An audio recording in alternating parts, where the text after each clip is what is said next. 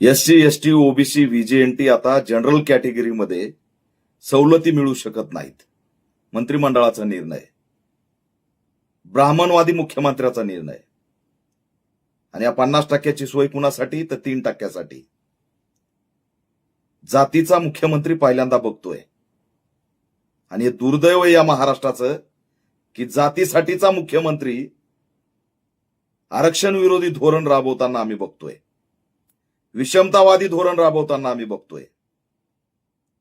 जे कोणी आरक्षण मागतायत त्यांना रोकायचंय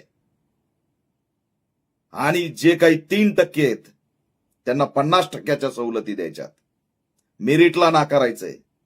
सुप्रीम कोर्टाच्या वर हे गेलेत, जिथं कोर्टाने सांगितलं की मेरिटला नाकारता येणार नाही. मग हे ब्राह्मणवादी मुख्यमंत्री कुणाची सोय करतायत? अरे लाज वाटली पाहिजे त्या आमदारांना जे एससी, एसटी, ओबीसी, व्हीजेएनटीचे होते. त्यांनी कसं काय हा ठराव पास केला, कसा काय हा निर्णय पास केला? ज्या समाजाचं सामाजिक न्याय, त्यांचे मूलभूत हक्क अधिकार, त्याचं संरक्षण करण्याची जबाबदारी ज्या लोकप्रतिनिधीवरती आहे, त्यांनी ईव्हीएमच्या माध्यमातून निवडून येऊन गुलामीच्या माना टाकल्यात. हे दुर्दैव आहे.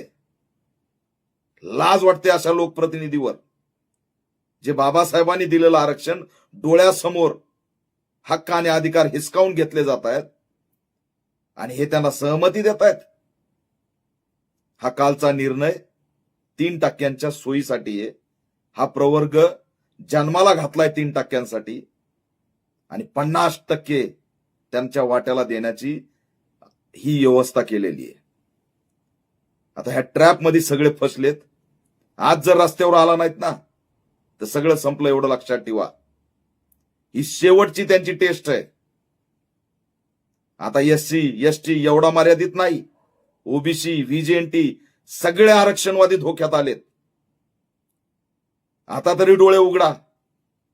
आणि हे जो काही ब्राह्मणवादी मुख्यमंत्र्यांनी विषमतावादी आरक्षण विरोधी जे काही धोरण राबवलंय त्याचा निषेध करा.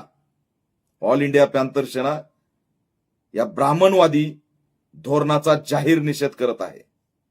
3%ची जी काही 50% सोय केली ती उघड आहे, त्याचा आम्ही निषेध करतो.